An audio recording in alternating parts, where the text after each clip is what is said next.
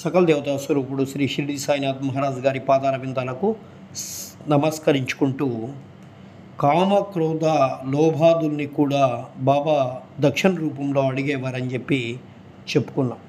దానికి బాబా పూర్తిగా సమ్మతించేవాడు. బాబా దక్షిణ రూపంలో కావాల్సినంత ధనము వసూలు చేసినప్పటికీ దాన్ని అంతయు వారు ఆనాడే పంచిపెడుతూ ఉండేవారు. ఆ మరుసటి ఉదయానికి బాబా మామూలు పేద ఫకీరుగా ఉండేవారు. 10 సంవత్సరాల కాలము వేల కొలది రూపాయలను దక్షిణ రూపంగా పుచ్చుకొన్ను. మహాసమాధి చెందునాటికి 7 రూపాయలు మాత్రమే వారి చెంత మిగిలినవి.